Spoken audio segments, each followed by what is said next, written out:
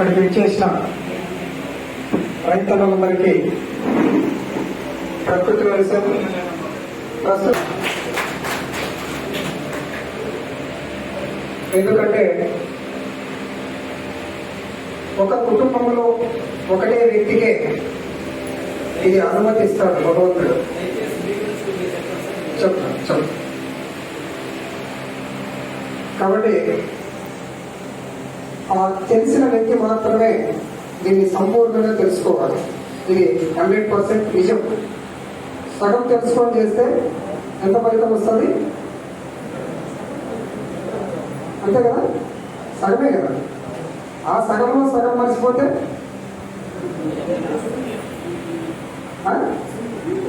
కొద్దిగా వచ్చేది. కాబట్టి ప్రకృతి వ్యవసాయాన్ని ఎవరు ఎంతమంది ఏం చెప్పినా ప్రకృతిలో ఉన్న ఎప్పటికీ లోపం లేదు. అది మన లోపం, మన విధాన లోపం, మనం చేసే లోపం. ఇది తెలుసుకోవడానికి మాకు 10 సంవత్సరాలు పట్టింది. ఎన్ని సంవత్సరాలు? 10 సంవత్సరాలు పట్టింది. మరి మీరు తెలుసుకోవడానికి ఎన్ని సంవత్సరాలు పడుతుంది? అంత సమయం అవసరం లేదు. మేమున్న ఒక పంటలోనే మీరు ఈ ప్రకృతిలో అడుగుపెట్టి ఒక పంటతోనే మీరు సంపూర్ణంగా తెలుసుకున్నారు. 100%. దానికి మేమే హామీ ఇస్తున్నాము. ప్రకృతి సాక్షిగా, పంచభూతాల సాక్షిగా వ్యవసాయానికి సాయం ఎవరు? ప్రకృతి సాయమే వ్యవసాయం. పంచభూతాల సాక్షిగా. మీకు ఈరోజు తెలియకపోవచ్చు, మీకు ఈరోజు అనుమానం అవ్వచ్చు, కానీ నిదానంగా ప్రత్యక్ష సాక్ష్యం మేమే ప్రత్యక్ష సాక్ష్యం. కాబట్టి ఈ విధంగా ఎవరు భయపడాల్సిన అవసరం లేదు, బాధపడాల్సిన అవసరం లేదు. తెలిసిన వారి మాట వినాలా, తెలియని వారి మాట వినాలా? సగం తెలిసిన వారి మాట వినాలా, సంపూర్ణంగా తెలిసిన వారి మాట వినాలా? నిజమే కదా. సగం తెలిసిన వారు చెప్తే మనమే చెడిపోయేది 100%. అది కాబట్టి అన్న పరిచయం చేసుకోబోతున్నాడు. ఎందుకంటే ఈ ఛానల్ ప్రపంచం అంతా వెళ్తుంది. నా పేరు నాగరాజు, అనంతపూర్ జిల్లా, ప్రస్తుతం శ్రీ సత్యసాయి జిల్లా, చెన్నై కొత్తపల్లి మండలం, బసంపల్లి గ్రామం. అక్కడ నాకు 7 ఎకరాల పొలం ఉన్నది. 7 ఎకరాల పొలంలో 10 సంవత్సరాల నుంచి 100% నేచురల్ సహజ వ్యవసాయమే చేస్తున్నాను. ఎంతమంది ఎవరు ఏమి చెప్పినా వర్మీ కాంపోస్ట్ కానీ, డీకంపోజర్ కానీ, గృహామృతం కానీ, చేపల పులుసు కానీ, నిమ్మ పులుసు కానీ, కోడిగుడ్డు పులుసు కానీ వాడే పరిస్థితి 100% ఉండదు. అయితే కొంతమంది చేస్తున్నారు, తప్పు లేదు. కాలం అనుకూలం, ప్రకృతి ఏదని నిర్ణయిస్తుంది.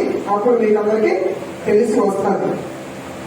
చేయాలి. రసాయన వ్యవసాయం వదిలేసి ఏదో ఒక వ్యవసాయం చేసి ఆఖరికి ఒకే ఒక మార్గం పంచభూతాలే సాక్ష్యం, పంచభూతాలే వ్యవసాయానికి సాయం అనేది నిరూపణ అవుతుంది. అంత లోపల మీరు ఏం చేసినా 1వ తరగతిలో, ఎల్కేజీలో, యూకేజీలో కింద పడి తెలుసుకోవాలి. నిజమే కదా. కాబట్టి అందులో విశేషమైనది ఈ మొక్క. చూసారా అందరూ ఈ మొక్క? దీని పేరే పిప్పి ఆకు. పురుగులు కానీ, నిరోధక శక్తిని కానీ పెంచుతుంది. బ్రహ్మాండంగా వ్యవసాయంలో సహకారం అందిస్తుంది. ఏ పురుగైనా, ఏ దోమైనా ఇది నివారించి నిరోధక శక్తిని పెంచుతుంది. మీకు కందనీగా, తేనెటీగా ఎవరికైనా కుట్టాయా? ఒకసారి చేతులు ఎత్తండి కుట్టిన వాళ్ళు. మీకు వెంటనే వాపు వచ్చిందా? నొప్పి ఎన్ని రోజులు ఉండేది? అది బ్లడ్ను బట్టి ఉంటుంది. 3 రోజుల వరకు కొంతమందికి ఉంటుంది. ఇది మీరు ఒక ఆకు తీసుకొని కందరీగా తేనెటీగా కుట్టిన వెంటనే ఒక ఆకు బాగా నలిపి అక్కడ 2 నిమిషాల రసాన్ని అలాగే ఉంచండి. 5 నిమిషాల్లో వాపు రాదు, నొప్పి రాదు. ఇదే మీకు నిదర్శనం. ఇది పిప్పి చేసిందా లేదా, నొప్పిని కానీ వాపుని కానీ తగ్గించిందా లేదా అనేది ఇదే మీకు రుజువు ఫస్ట్. అప్పుడు నమ్మండి. ఈ పిప్పా కషాయం అనేది ఇందాక మన దేవేంద్ర రెడ్డి అన్న రైతు చెప్పాడు కదా, 100% ఇది మేము అందరు రైతులతో వాడిస్తున్నాం. దీంట్లో రుచులు కలిపి వంట చేస్తే ఉప్పు, కారం, తీపి, చేదు, పులుపు వగైరా ఎలా కలుపుతామో వంటలో కలుపుతున్నామో లేదా, వంటలో కూరలో కలపలేదా? 100% పంటలో ఇది కలుపుతాం. మొక్కలకి ఇది ఔషధం, పురుగులకి ఇది నివారణ. కాబట్టి ఆ 7 ఎకరాల పొలంలో ఏది కూడా వాడకుండా ఓన్లీ జీవామృతం, ఈ ఔషధం ప్లస్ కషాయం దీన్నే వాడుతున్నాను 100%. కాబట్టి 7 లక్షలు సంపాదిస్తున్నాం 7 ఎకరాల్లో. ప్రతి సంవత్సరం 7 లక్షలు. మొత్తం మాటలు కాదు. ఎంత మాత్రం వ్యవసాయం చేస్తున్నాను, దాంట్లో నేను చేసేది ఒక 20%, 30% యాడ్ చేయడానికి, శిక్షణ ఇచ్చడానికి వెళ్తుంటాను. మంచి ఉత్తమం ఎన్నుకోవాలి మన జిల్లాలో అని అక్కడక్కడ శిక్షణలో కొంతమంది వ్యక్తులు తీసుకొని ఆ వ్యక్తులు అక్కడ ఇలా దేవేంద్ర రెడ్డి గారు ఇలాంటి వ్యక్తులను తయారు చేస్తే రేపొద్దున భవిష్యత్తులో మీకు నా దగ్గరికి రావాల్సిన అవసరం లేదు. ఎక్కడ వాళ్ళు అక్కడే చేసుకునే వీలుగా మీకు ఉంటుంది. కాబట్టి నేను ఒక్కనే 7 ఎకరాలు పిచికారీ చేసుకోవాలా, గోమాతలకు గడ్డి వేసుకోవాలా, జీవామృతం తయారు చేసుకోవాలా, ఘనజీవతం తయారు చేసుకోవాలా. ఒక్కడితో సాధ్యమా? కాదు. అందుకే 30% మాత్రమే చేసి ఎకరానికి ₹1,00,000, 7 ఎకరాలకి 7 లక్షలు తీసుకుంటున్నాం ప్రస్తుతం. అలాగా ఎవరు భయపడాల్సిన అవసరం లేదు, బాధపడాల్సిన అవసరం లేదు. ఆహారం తీసుకొని బిడ్డకు పాలు ఇస్తుందా లేదా తల్లి పాలు తీసుకొని పాలిస్తుంది? చెప్పండి. ఆహారంలో పాల ఉత్పత్తి జరిగి పాలిస్తుందా, పాలు తీసుకొని పాలిస్తుందా? ఆ తల్లికి మనం పాలిస్తున్నామా? లేదు. మరి ఇక్కడ పంచభూతాలు పంటకి ఆధారమా కాదా? ఆ పంట పరిపాలన ప్రకృతి కాదా? ఇదే మీకు నిదర్శనం. తల్లి బిడ్డ పుట్టే సమయానికి తల్లిలో ఉత్పత్తి అవుతున్నాయా లేదా పాలు? అవ్వలేదా? మీరు తాగలేదా? తాగారు. మళ్ళీ ప్రత్యేకంగా చెప్తున్నాను, మీరు తాగారు, గుర్తు చేస్తున్నాను. ఆ విధంగా బిడ్డ పుట్టే సమయానికి తల్లిలో పాలు ఏ విధంగా ఉత్పత్తి అవుతున్నాయో పంట పెట్టే సమయానికి పంచభూతాలు ఆ విధంగా ఆధారం పంటకు అందించి ఫలితాలను అందిస్తాయి. 100% వాస్తవం. గాలి కొంటున్నామా? నీరు కొంటున్నామా? సూర్యరశ్మి కొంటున్నామా? లేదు. ఇది 100% వాస్తవం. కాబట్టి ఈరోజు మీకు గంట సేపే నేను అందుబాటులో ఉన్నాను అనుకోదండి. ప్రతి గంట మీ ఇంట్లో ఉంటా, అవునా కదా? యూట్యూబ్ ద్వారా ప్రతి గంట మీ ఇంట్లో ఉంటా. మన వెంట ఎవరున్నారు? మన వెంట గోమాత ఉండాలి. దేనికైనా ఆధారం లేకుండా ఏదన్నా ఫలితం ఉందా? మనం జన్మ కావాలంటే ఎవరు ఆధారం? తల్లి, తండ్రి. ఒకరితో సాధ్యమా? సేద్యం కూడా ఒకరితో సాధ్యం కాదు. కాబట్టి ఆ గోమాత ఉంటే దానికి ఎవరు తోడు? అన్నదాత. నిజమే కదా? గోమాత ఉంటే అన్నదాత లేకుండా భూమాతకి ఇవ్వడానికి సాధ్యమా? ఆ దాత ఆ భూమాతకి ఆ గోమాత జీవామృతం ఇవ్వాలి. ప్రతి దానికి ఆధారం ఉంది. పంట పండాలంటే ఎవరు ఆధారం? భూమి. ఆ పంటలో మనకు ప్రాణం కావాలంటే ఏం కావాలి? ఆహారం అంటే కదా మన ప్రాణశక్తి. ఆ విధంగా ప్రతిరోజు కాన్ఫరెన్స్ ఉంటుంది. చెప్పాక ఇందాక ప్రతి గంట మీలో ఉండాలని. ప్రతిరోజు రాత్రి 8 గంటలకి కాన్ఫరెన్స్ ఉంటుంది. దాన్ని మేము ఒక గూగుల్ ఒక యాప్ మీకు నా నెంబర్కి మీరు ఉంటే హాయ్ అని పెడితే చాలు, వెంటనే మీ ఇంట్లో మీ ఫోన్ అది హాయ్ అని వాడుతుంది అడ్రస్ తో సహా. నేనేం దాన్ని ఆన్ చేయను, ఆటోమేటిక్ గా పెట్టాను సిస్టమ్. అందరికీ నువ్వు హాయ్ పెట్టాను, నేను పెట్టుకుంటున్నానంటే నా 10 days పెట్టాను. మీరు చేయాల్సింది నా నెంబర్కి హాయ్ అని పెట్టాలి. నోట్ చేసుకోండి, నెంబర్ 9182671819 9182671819 హాయ్ అని పెడితే మీ జీవితాలు హాయిగా ఉంటాయి. కాన్ఫరెన్స్ లో మీరు ప్రతిరోజు 8 నుంచి రాత్రి 9 వరకు మాతో మీకు ఏమి డౌట్ ఉన్నా తెలుసుకోవచ్చు, ఇబ్బంది లేదు. అలాగే ప్రతి నెల మొదటి ఆదివారం మా పొలంలోనే శిక్షణ ఉంటుంది, 100% ఉంటుంది. ప్రతి నెల మొదటి ఆదివారం మీకు ఎవరు ఇబ్బంది అయినా 9182671819 ఓకే, ఇబ్బంది లేదు. వ్యవసాయంలో గోమాత మనకు ఒక కర్త, అన్నదాత ఒక కర్మ, ప్రకృతి ఒక క్రియ, 3 ఉన్నాయి కదా. కర్త, కర్మ, క్రియ 3 కలిసడం లేదా? సృష్టి, స్థితి, లయ 3 కలిసి జరుగుతున్నాయా, కలిగి జరుగుతున్నాయా కదా? సృష్టి, స్థితి, లయ, కర్త, కర్మ, క్రియ, మనస, వాచ, కర్మన. ఈ 3 మీలో ఉన్నారా లేదా? ప్రకృతి వ్యవసాయం చేయాలంటే మనసు ఉంది, వాక్ లేదు, వినడం లేదు, చేయడం లేదు. అవుతుందా? ఖచ్చితంగా అది మనసులో ఉంచుకొని మనస, వాచ, కర్మ మనం పాటించాలి. అలాగే శ్రవణం, మనన, ఇది ధ్యాస. మనం వినాలా వద్దా? చేయాలంటే వినాలా వద్దా? దాన్ని శ్రవణం అంటాం. మననం అంటే మనం చెప్పింది ఇక్కడ దాన్ని రిపీట్ చేసుకోవాలి, అవును కదా. నిధి ధ్యాస అంటే అది మనలో ఉన్నప్పుడు, మన పొలంలో అడుగు పెట్టినప్పుడు ప్రతి విషయాన్ని మైండ్ ఏం చేస్తుంది? రిలీజ్ చేస్తుంది. ఇట్లా చేయి, ఇట్లా చేయి, ఇట్లా చేయండి. దాన్నే ప్రతి దానికి 3 ఉంటాయి. కాబట్టి గోమాత, అన్నదాత, భూమాత, ఈ 3 కలిస్తేనే వ్యవసాయం సాధ్యం. అదే ప్రకృతి సేద్యం 100%. ఓకే, ఈ విధంగా మీరు ఇంట్లో మీకు ఫస్ట్ మొట్టమొదటి ఒకే ఒక్క వ్యక్తికి ఇచ్చింటాడు అది గుణం, ఆ వ్యక్తి మాత్రం ఆ కుటుంబాన్ని కాపాడతాడు 100%. అందుకు మీకు ఇంట్లోనే వ్యతిరేకమైతారు. నిజమే కదా, ఇది సాధ్యం కాదు, ఇది దిగుబడి రాదు అని. తప్పు. ఎందుకు? వాళ్ళకి ఆ విషయం తెలియదు, భగవంతుడు వాళ్ళకి అనుమతి ఇవ్వలేదు, వాళ్ళ పత్తి కూడా పని చేయలేదు 100%. కాబట్టి మీరేం చేయాలా?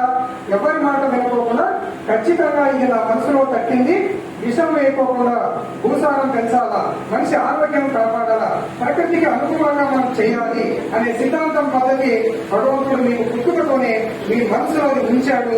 ఇక్కడ దాన్ని ఆలోచించమని ఇక్కడికి రమ్మని చెప్పాడు. కాబట్టి మీ ఇంట్లో మీరే చేయాలా, మీ కుటుంబ సభ్యులు తెలుసుకోవాలా. మీకు తెలిసిన విషయాన్ని కుటుంబ సభ్యులకు తప్పకుండా తెలియాలి. అందుకోసమే అప్పట్లో కుటుంబంలో ఒక వ్యక్తికి ఆ మనసు ఇచ్చాడు భగవంతుడు, తర్వాత ఒక పల్లెలో ఒక పెద్ద ఆయనకి మాత్రమే మనసు ఇచ్చాడు, తర్వాత ఒక పట్టణంలో ఒక వ్యక్తికి మాత్రమే గొప్ప మనసు ఇస్తాడు. అదే మన కుటుంబాన్ని, మన పల్లెను కాపాడేది ఏకైక వ్యక్తి, ఒక తెలిసిన వ్యక్తి మాత్రమే. ఆ వ్యక్తి ద్వారా మనము తెలుసుకోవాలి. అది మనం ఇక్కడ తెలుసుకోవాల్సిన విషయం. మీరు వెనుకడికి వేసినారనుకో, మీ కుటుంబం, మీ పల్లె, మీ దేశం అభివృద్ధి పాలు ఖచ్చితంగా అవుతుంది, 100% అవుతుంది. దాంట్లో అనుమానమే లేదు. కాబట్టి ఈ విధంగా పట్టుదల ఉన్న వ్యక్తులు కృషి చేస్తే, దృఢముంటే, ధైర్యం ఉంటే, సహనం ఉంటే 100% ప్రకృతి వ్యవసాయం చేస్తారు. అదే బడిలేకపోయి ఒక రోజు విని, ఒక గంట విని మార్పులు వస్తాయా? రాదు. ఈ ప్రకృతి మాత, భూమాత మీద అడుగు పెట్టి ప్రతి క్షణం గంట గంటకి ఏం జరుగుతోంది, మొక్కకి ఎంత ఇవ్వాలి, మొక్కకు ఏమి ఇవ్వాలి అనేది ఆలోచన చేయాలా వద్దా? పుట్టిన బిడ్డకి, పసిబిడ్డకి పాలు ఇవ్వాలా వద్దా? మొక్కను ఆ విధంగా మనం పరిరక్షించాలా వద్దా? 100%. ఆ విధంగా మనం మొదటి నుంచి ఏమి ఇవ్వాలనేది బాగా తెలుసుకోవాలి.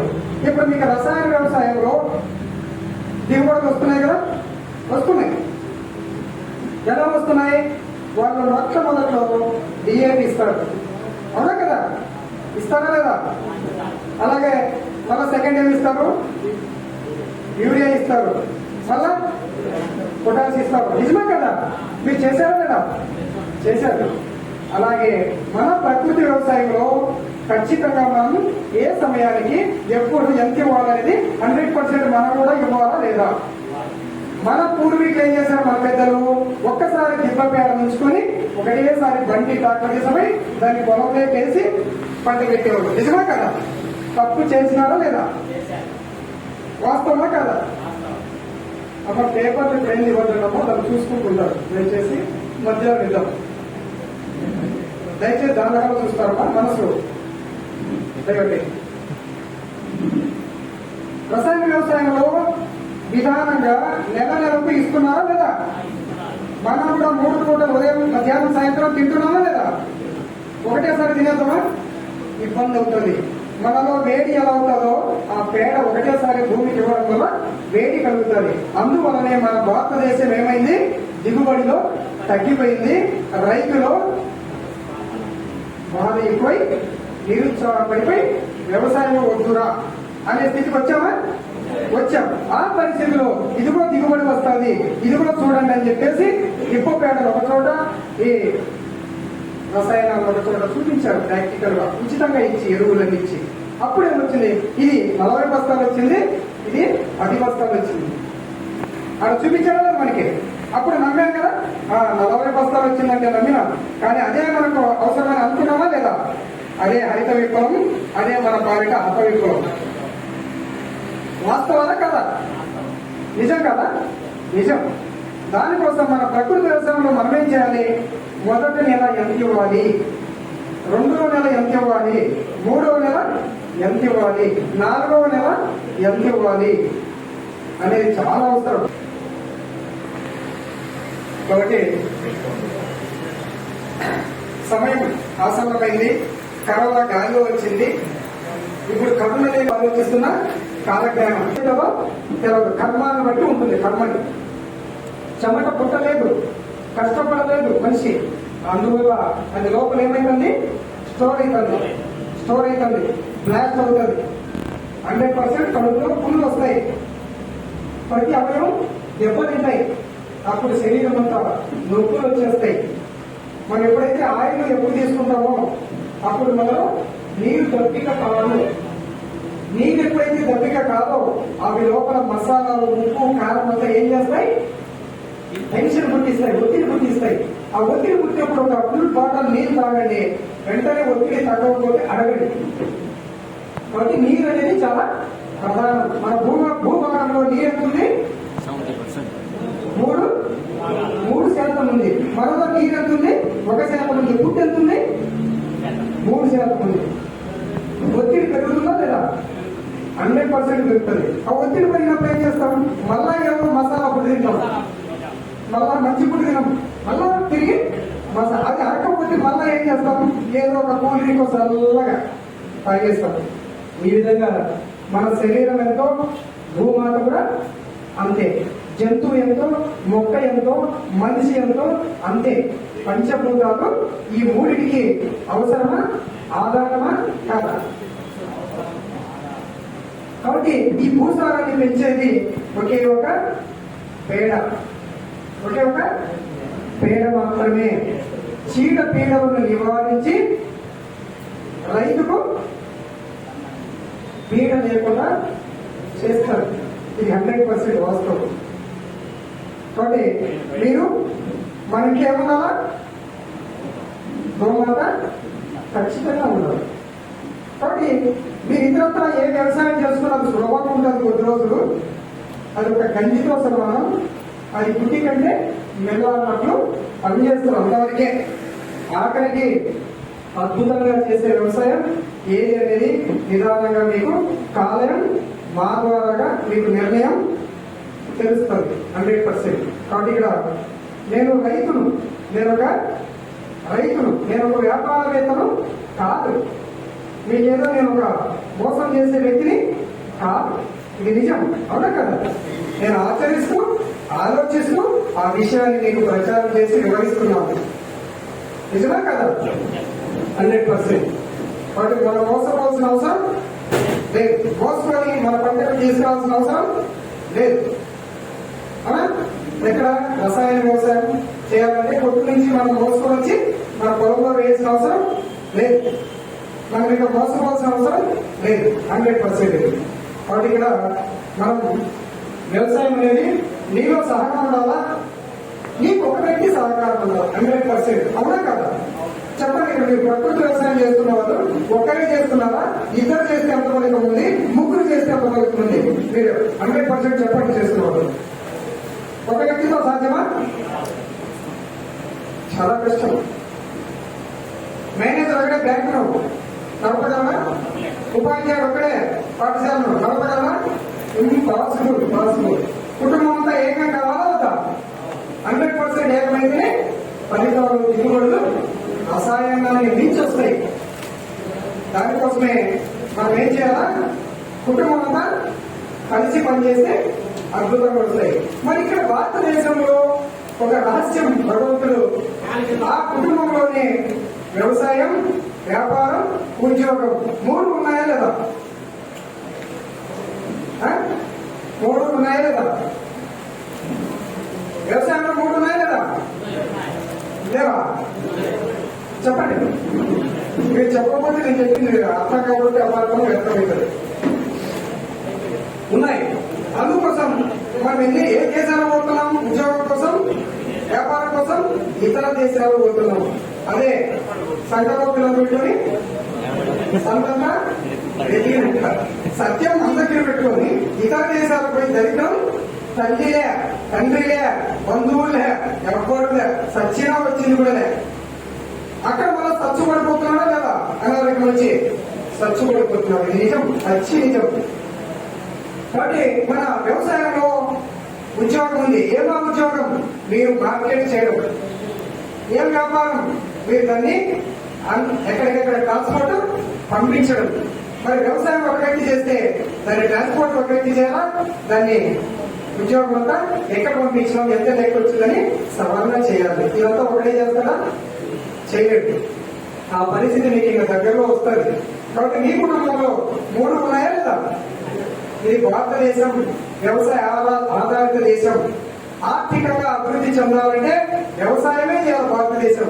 ఇంకేమి చేసినా ఫలితం లేదు. ఇది భారతదేశమే కాదు, ఇంకా ఏ దేశమైనా వ్యాపారం చేసినా, ఉద్యోగం చేసినా అలసిపోయి ఆరోగ్యం చెడిపోయి మళ్ళా చెట్టు కిందికి రావాల్సిందే, చెట్టును పెట్టాల్సిందే, భూమి మీద పంటలు పండాల్సిందే. ఇది 100% నిజం. కాబట్టి ఇక్కడ సూర్యుని చుట్టూ ఏం తిరుగుతున్నాయి? నవగ్రహాలు తిరుగుతున్నాయి. మరి భూమిలో ఏ పంటలు వేస్తున్నాం మనం? నవగ్రహాలకు ఒకటి ఇస్తే మనకి శని దిగిపోతుందే? చెప్పండి. ఒక ధాన్యం ఇస్తే నవగ్రహాలకు శాంతి అవుతుందా? మనకు పాపం తొలగిపోతుందా? అలాగే సూర్యుని చుట్టూ నవగ్రహాలు ఎలా తిరుగుతున్నాయో ఈ భూమి మీద నవధాన్యాలు అలా వేయాలి. ఏంటి దానికి దీనికి లింకు అంటే అనుకోవచ్చు మీరు. ఒకసారి ఆలోచించండి. నవధాన్యాలు తింటే మనిషికి ఆరోగ్యమా? ఒకటే ఒక వరి తింటే ఆరోగ్యమా? ఒకటే ఒక బెండకాయ తింటే, టమాటో తింటే, మిరపకాయ తింటే ఆరోగ్యమా? మరి భూసారం పెరగాలన్నా, పర్యావరణంలో మార్పు రావాలన్నా, రైతుకు ఆదాయం సారం పెరగాలన్నా నవధాన్యాలు చాలా చాలా ఉపయోగకరం. ఏమి నవధాన్యాలు? ఆ నవధాన్యాలు పంట వేస్తే జీవ వైవిధ్యం అంతా అద్భుతంగా, ఆనందంగా వ్యవహారం చేస్తాయి. ఏం వ్యవహారం చేస్తాయి? ప్రతి ఆకు కోసం ఒక జీవిని సృష్టించాడు. నిజమా కాదా? కొన్ని పురుగులు ఆకు తింటాయా, గింజలు తింటాయా? కదా. కొన్ని ఏం తింటాయి? గింజలు తింటాయి. కొన్ని ఏం చేస్తాయి? వేరుపురుగు చేసి చెట్టునే చిరుస్తాయి. నిజమా కాదా? ఇదంతా జీవ వైవిధ్యం, అదే ప్రకృతి సేద్యం. ఇలాంటి వాస్తవాలు మర్చిపోయి ఒకటే ఒక పంట వేసి భూసారం లేదు, మనిషి సారం లేదు, ఆదాయం కూడా గిట్టుబాటుగా లేదు. మరి ఇవన్నీ మనం భూమిలో వేయాలా వద్దా? ఇవన్నీ మనం తినాలా వద్దా? ఇవన్నీ ఉండాలా వద్దా? 100% వేసి తీరాలి, ఉండి తీరాలి, తిని తీరాలి. ఇవి తింటేనే మీకు ఆలోచన వస్తుంది. అవి మీరు దానం చేస్తేనే మీ పాపాలు తొలగిపోయి మీకు ఆ శనీశ్వరుడు మంచి ఈశ్వరుడు లాగా ప్రత్యక్షమవుతాడు. అదే మీకు ప్రకృతి వ్యవసాయంలో అద్భుతమైన ఆలోచన ఇచ్చేది ఎవరు మనకి? ఈశ్వరుడు. విమానం తయారు చేయాలంటే తల్లిదండ్రులు చెప్పారా? రైలు తయారు చేయాలంటే తల్లిదండ్రులు నేర్పించారా? చెప్పండి ఒకసారి. నేర్పించారా తల్లిదండ్రులు? లేదు. ఏది తయారు కావాలన్నా, ఏది తయారు చేసే దాంట్లో మనం ప్రయాణించాలన్నా అది సృష్టి ఈశ్వరుని అనుమతి ఉంటేనే, ఆ మతి ఇక్కడ ఉంటేనే గద్ద పైకి లేచిందని ఒక విమానం తయారు చేశాడు. బాతు నీళ్ళలో పోతుందని ఒక పడవ తయారు చేశాడు. అవునా కదా? ఆ ఆలోచన శక్తి భగవంతుడు ఇచ్చాడు. అందుకే ప్రకృతి వ్యవసాయంలో మేము మొదలు పెట్టినప్పుడు ఎవరిచ్చారు మాకు ఈ శక్తి అంటే బాలేకర్ గారు ఒక మార్గదర్శి. ఒక మార్గానికి మాకు తెలిసింది. ఆ తర్వాత ప్రకృతి రహస్యాలు ఇంకా ఎవరు తెలియజేశారంటే, ఎందుకంటే ఆయనకు తెలుగు రాదు, నాకు హిందీ రాకపోవడం వల్ల చాలా ఇబ్బంది పడ్డాను, భయపడ్డాను, బాధపడ్డాను. ఈ వద్దురా స్వామి అనే ఆఖరికి నిలిచిపోయింది మనసు. అని అప్పుడు భగవద్గీత ఒక గుర్తు వచ్చింది. అర్జునుడు బాణాలు కిందేసి పడిపోతాడా లేదా? అట్లా నా పరిస్థితి కూడా చెప్పేవాడు దేవుడు. ఏదో జీవామృతం పాలేకర్ గారు చెప్పారు, కొన్ని విషయాలు పాలేకర్ గారు చెప్పారు. పంట పెడితే డౌట్లు, పిచ్చి డౌట్లు.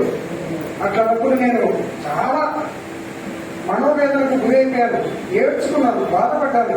అప్పుడు వారు తిరిగి పొంద అని నాకు నేనే భగవద్గీతను గుర్తు చేసుకున్నాను. పైకి లేయి బాణం తీసుకో అన్నట్టు అది గుర్తు చేసుకున్నాను. అప్పుడు ఒకటే వాడు కలిశాను, భక్తి ఎక్కడుంటే భగవంతుడు అక్కడ 100% ఉంటాడనే ప్రత్యక్ష సూత్రం మనసులో పెట్టుకొని, భగవంతుడా నువ్వు ఉన్నావు, ఖచ్చితంగా ఉన్నావు, లేకపోతే ఇదంతా సృష్టి జరగదని చెప్పేసి ప్రత్యక్షంగా పోరాటం చేస్తుంటే మనసులో ఇది గుర్తుకొచ్చింది. అప్పుడు దీన్ని మనం చాలా అద్భుతంగా చేశాం. ఈ కషాయం ఔషధం మీకు వివరిస్తాను. కాబట్టి ఇంకా మీరేం భయపడాల్సిన అవసరం, బాధపడాల్సిన అవసరం లేదు. మంచి విషయాలు కొన్ని మీకు ఇప్పుడు తెలియజేసినాం. ఇంకా మనం వ్యవసాయం చేసేది అవసరమా కాదా? ఎంతమంది ఈ రోజు కొత్తగా ఇక్కడికి వచ్చారు? వ్యవసాయం చేయాలని కొత్తగా వచ్చిన వాళ్ళు. జీవామృతం అనేది తెలీదు, చదువుతారు. జీవామృతం అనేదే తెలీదు. జీవామృతం తెలుసు అయినా చేయలేదు. ఎంతమంది వచ్చారు? జీవామృతం గురించి తెలుసు, చేయలేదు మేము. ఓకే, ఎందుకంటే మీకు సబ్జెక్టు సరళంగా చెప్పడానికి కోసం అడుగుతున్నాను. చెప్పాలా వద్దా? చెప్పాలి. రాసుకుంటారా? టక్క రాసుకోవాలి. ఓకే, మనం మొట్టమొదట పంట పెట్టినప్పుడు ప్రకృతి వ్యవసాయంలో మనము ఆసుపత్రికి పోతే అనారోగ్యం వస్తే డాక్టర్ ఏం ఇస్తాడు? ఫస్ట్ మనకి ఒక టానిక్ ఇస్తాడా లేదా? ఇప్పుడా టానిక్ ఇస్తాడా లేదా? మరి భూసారానికి మనం ఒక టానిక్ ఇవ్వాలా వద్దా? కదా, ఏమంటారు? ఇది నవధాన్యాలు భూమిని ప్రకృతి వ్యవసాయంలో మొదలుపెట్టినప్పుడు విపరీతంగా మీరు అన్ని కలుపుకొని ఎలా కలుపుకోవాలనేది కాన్ఫరెన్స్ లో చెప్పుకున్నాం. ఓకే, ఎట్లా కలుపుకోవాలి, ఎట్లా వేయాలనేది కాన్ఫరెన్స్ లో వివరంగా చెప్తాను, ఇబ్బంది లేదు. కాబట్టి ఏమైనా ఫస్ట్ మీరు ప్రకృతి వ్యవసాయానికి వస్తే మొట్టమొదట నవధాన్యాలు శనీశ్వరునికి ఎట్లా దానం చేస్తారో అంత ప్రధానంగా మన భూమిలో చల్లేయాలి. ఈ వర్షాకాలం చల్లేస్తే మీ భూమి పులకరించిపోతుంది. ఆ భూమి తల్లి పులకరించిపోతుంది. ఎలా పులకరించిపోతుంది? రకరకాల పురుగులు వచ్చి జీవ వైవిధ్యం అంతా ప్రార్థిస్తుంది మిమ్మల్ని. మహానుభావ మాకు అన్నం పెట్టావు, మాకు కావలసిన పంటలో ఆకులు గింజలు అన్ని తింటున్నాం, అందులో మేము అక్కడ నివసిస్తున్నాం. గుడ్లు పెట్టి మన గుడ్లు పెట్టి అంటే మేము సరి పంటనాశం చేసి చెప్తాను అనుకోవచ్చు. చాలా అపోహలు ఉన్నాయి. ప్రకృతి డేంజరస్. నీకు పంట నష్టమయ్యేది 10% మాత్రమే. గుర్తుపెట్టుకోవాలి, భయపడాల్సిన అవసరం. ఎంత శాతం? 10% మాత్రమే. ఆ 10% మనం ఇవ్వాలా వద్దా? జీవరాశులు ఉండాలా వద్దా? ఉండాలి. 100% ఉండాలి. కాబట్టి ఈ నవధాన్యాలు ఎప్పుడు వేస్తామో ఆకులు తినేవి ఆకులు, రసం పీల్చేటి రసము, గుడ్లు పెట్టేటి గుడ్లు, విలాసం చేసేటి విలాసం, పక్షులు ఉండాలి గింజలు. బ్రహ్మాండంగా ఈ జీవ వైవిధ్యం అంతా ఒక్కసారిగా శనీశ్వరుడు ఇంట్లో నుంచి బయటకు పోతే ఈశ్వరుడు ఎట్లా వస్తాడో, నవధాన్యాలు వేసిన వెంటనే 84 లక్షల జీవరాశులు భూమిని పెకలించుకొని ఈ గాలిలో సృష్టించేటి గాలిలో, నీటిలో సృష్టించేటి నీటిలో చరచరాలు ఉంటుంది. అద్భుతంగా మన భూమిలో డ్యూటీ చేస్తారు, యాక్టివిటీగా డ్యూటీ చేస్తారు. ఆనుపానులు పేడ పొడుగులు విపరీతంగా అద్భుతంగా. ఎవరో మహానుభావుడు మా నేల మీద పేడ వేశాడు, ఆ పేడ వేసిన రైతులు కాపాడాలి, 100% కాపాడాలి. ఆ పేడ వేసిన మహానుభావుడు నాకు ఒక నైవేద్యం లాగా జీవామృతం ఇచ్చాడని ఆ జీవరాశి అంతా తథాస్తు అంటారు. కాబట్టి ఇక్కడ మనం మొదట ఏమయ్యాలి? ఫస్ట్ మొదట పెట్టినప్పుడు భూసారాన్ని పెంచాలి. ఆసుపత్రి పోతే అనారోగ్యానికి టానిక్ కట్టిస్తారు. మన భూసారంలో అది ఎలా నవధాన్యాలు వేస్తే భూసారం ఎలా పెరుగుతుంది? ఆ పైన గింజలు పక్షులు మనం తీసుకుంటాం, ఆ కలుపు అంటే ఆ గట్టి అవన్నీ పశువులకి జీవరాశులకి ఉపయోగపడుతుంది. ఆ రాలిన ఆకులు లోపల ఉన్న వేర్లు భూసారాన్ని పెంచుతాయి. ఏమిటి ఆ వేర్లు భూమిని ఎలా పెంచుతాయి అనుకోవచ్చు మీరు. తల్లి మనకు అన్నం వండుతుంది ఇంట్లో, నిజమా? ఆమె మొదట తింటుందా, ఆఖరిలో తింటుందా? చెప్పండి. మరి అదేవిధంగా తల్లి మనకు వడ్డించిన తర్వాత ఆఖరిలో లోపల అడుగు ఉన్నదైనా అది గోపుకొని తింటారు, నిజమే కదా? అలాగా ఈ గోమాత ఆ పైన గడ్డి పశువులు వేసిన, గొర్రెలు మేకలు వేసిన జీవరాశులని తిని పారేసిన ఉంచిన ఆకులు భూమాతకే. ఆ వేర్లు, ఆ ఆకులు, ఆ కాండం రెమ్మలంతా భూసారాన్ని పెంచుతాయి. ఇది రహస్యం, నిజమా కదా?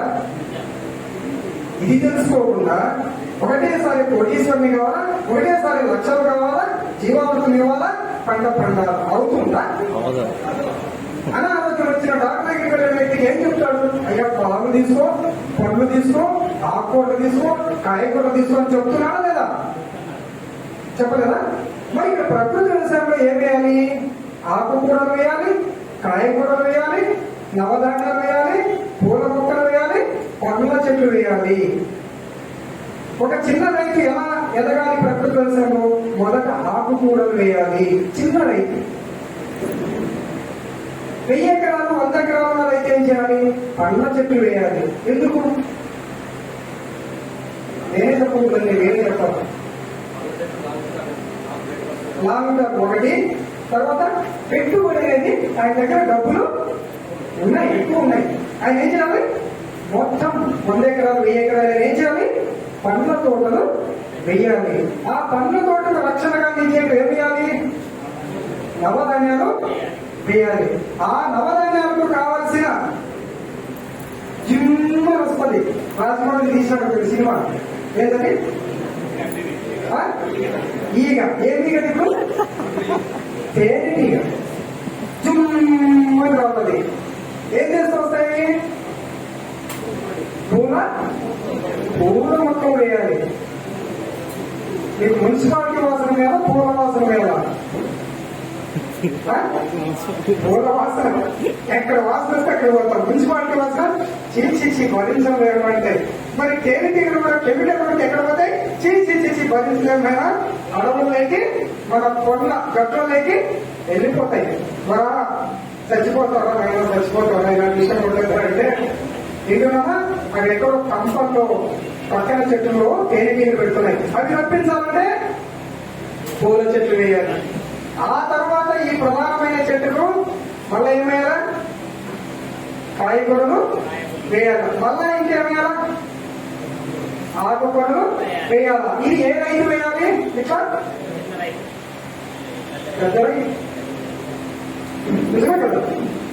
100 ఎకరాలు 1000 ఎకరాల ఉన్న రైతు. నా చేత కాదు, ఆవు మేత వేయలేను, వసతి లేదు, జీతగాడు లేడు, నా స్త్రీ ఒప్పుకోలేదు, నా మట్టి కూడా ఆవుతో ఇది తప్పు అని అనుకున్న వ్యక్తి ఎక్కడికి పోతాడు? రావణాసుడై రాక్షసుడై అదోగతి పాల్గొంటాడు. ఇది నిజం. అలా మాట్లాడుకున్న వాస్తవాలు. ఒక వార్తను మీరు అపార్థం చేసుకోవద్దండి. ప్రతి విషయానికి మీకు అర్థం ఉండదు. అవునా కదా? ఒక రోజులోనే విద్య వస్తానే, ఒక్క రోజులోనే సేద్యం కూడా రాదు. మీరు కంటిలో ఒక అడుగు వేసి నేర్చుకోవాలి. ఆ విధంగా పెద్ద రైతు ఏమేయాలి? ఫస్ట్ పండ్ల మొక్కలు వేయాలి. ఎందుకు వేయాలి పెద్ద రైతు? ఈ వాతావరణంలో కాలుష్యాన్ని నియంత్రించాలి. ఈ కాలుష్యాన్ని, కార్బన్ డైఆక్సైడ్ ఇంధరిస్తే ఏమొస్తాయి? ఆకాశంలో నుంచి ఏమొస్తాయి?